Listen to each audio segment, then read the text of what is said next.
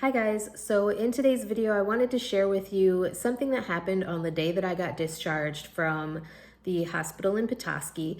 So for those of you who don't know, just to give you a quick little backstory, at the beginning of March 2024 I was hospitalized due to highly elevated liver function or liver enzymes. So my liver function tests showed super elevated liver enzymes, like way out of range, and I was having a lot of abdominal pain. This all started when I collapsed at work. And so I was hospitalized at one facility. Well, I was sent home, then hospitalized at one facility. They said it was viral. I was still having excruciating pain, so I went back to the hospital that I work at, and they ended up transferring me to a hospital in downstate Michigan in Petoskey. And I stayed there for about a week, receiving inpatient care and doing a whole bunch of testing to try to figure out what was going on with me. So now that you're all up to speed about what was going on, the day of my liver biopsy, I had been told that as long as everything went well with the biopsy and as long as interventional radiology was okay with me going home, that once I was recovered from my procedure, I would be able to go home that day.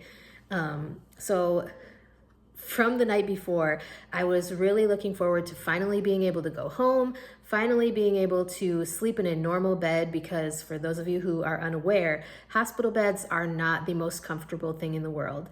So I will tell you, I was very anxious the night before. I was worried about how my liver biopsy was going to go. I was worried about if they were going to find something crazy, if there was going to be some super dangerous medical condition that I was diagnosed with. And if you want more information about my diagnosis, there will be other videos still to come talking about my diagnosis and the testing and stuff, because I'm still going through the process of testing for different things and all of that jazz. So after my liver biopsy, I went back upstairs fairly quickly after. I think I was down in radiology, interventional radiology, for a short time to recover following the procedure before they brought me back upstairs, and then I had to lay flat for 2 hours.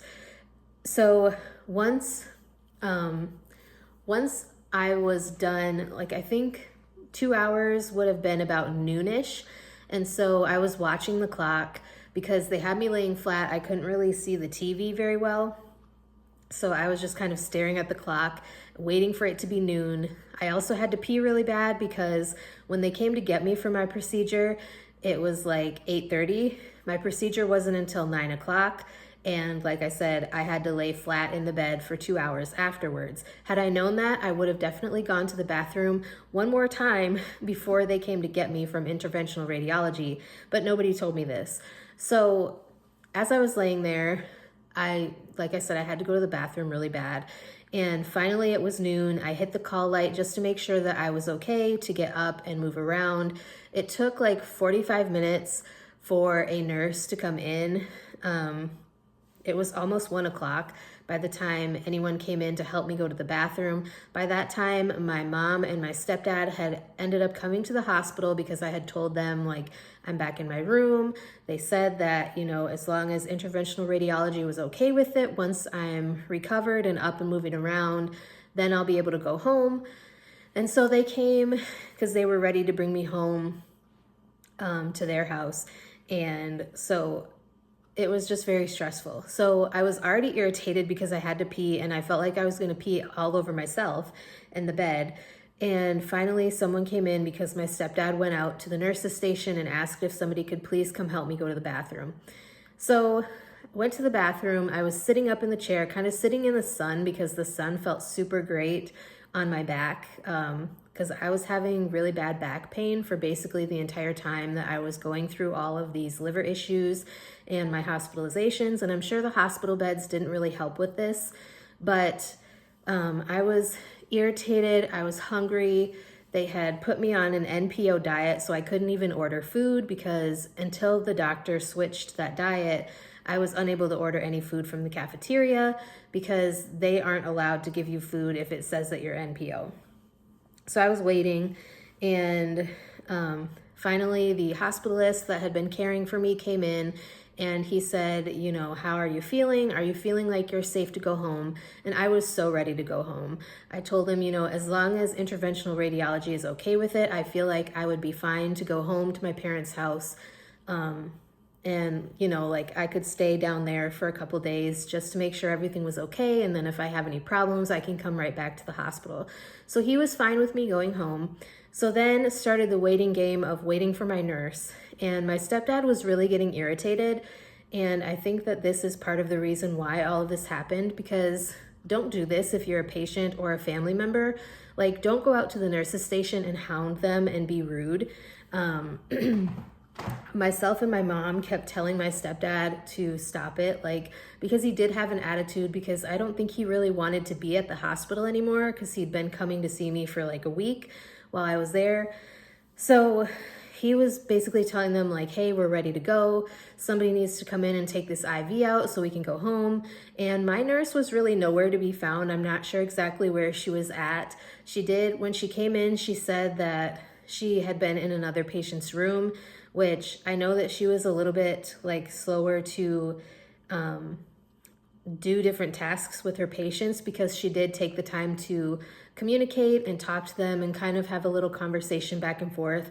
So basically my stepdad was getting really irritated, and he had gone out in the hallway a few times and asked when my nurse was going to be coming in so that I could get discharged and go home.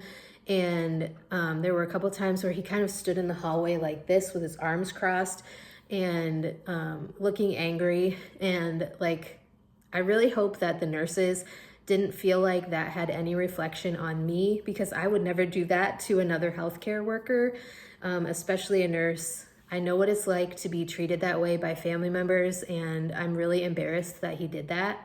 So, finally, my nurse came in, gave me the discharge papers, had me sign everything, gave me my last medication doses, and gave me all of my discharge instructions and everything like that, gave me the numbers to call. But then, most hospitals, when you leave, they have a policy of making you go in a wheelchair to the door, to make sure that you make it there okay. And so first of all, when she came in, the other nurses were kind of pissed off. And so she was going to call for transport to bring me a wheelchair to bring me downstairs to the main entrance so that they knew that I made it down there okay. And one of the other nurses that my stepdad had talked to said, no, don't call transport, just make her walk. And I could not believe that they said that. First of all, that's dangerous. I had just been in the hospital for a week. I was still very weak. I was very fatigued, very exhausted. I had just had a liver biopsy. I had a little bit of pain at my biopsy site, nothing super extensive, but to say don't call transport to get a wheelchair for a patient who's getting discharged from the hospital, not only is that dangerous on your part, but it is not very nice to do. Like I said, just because my stepdad was angry doesn't mean that I had been treating people wrong. I did get short with my nurse at one point because I had to pee so bad and I didn't want to pee on myself, but I also didn't want to get up if I wasn't supposed to. And I also wanted to make sure that somebody was there for the first time when I got up, just to make sure that I was okay after my biopsy, because I did just have an invasive procedure. A biopsy is an invasive procedure. So just the fact that they said that, I said, the nurse had told me, I can call transport if you would like me to. And I said, no, I'll walk out. And I made it a point with myself, I wanted to prove to them that just because they wanted to be that way with me wasn't going to stop me from making the progress that I needed to make in order to get out of this hospital. So it was a little frustrating. I don't recommend doing that if you're a nurse, because you don't know how the patient is feeling. You don't know what's going on with the patient, especially since these nurses were not my nurse. They didn't really know my whole story and what was going on with me and why I was in the hospital in the first place. So I just didn't really like that happened. So anyways, let me know if you guys have ever had a situation like that happen with yourself, either as a nurse or as a patient. I'm just curious to see if anybody else has had this type of experience happen. And yeah, that is it for today's video. I hope you guys enjoyed. And I still do plan on sharing the rest of my story. It's just coming as I feel like I'm ready to talk about certain things. So these videos are being uploaded a little bit out of order, just because I've talked about different things with my liver biopsy and things like that. And I did vlog a little bit when I was hospitalized.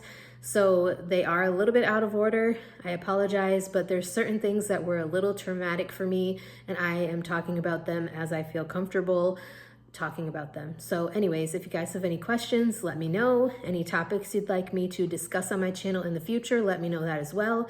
And with that being said, I will talk to you guys next time.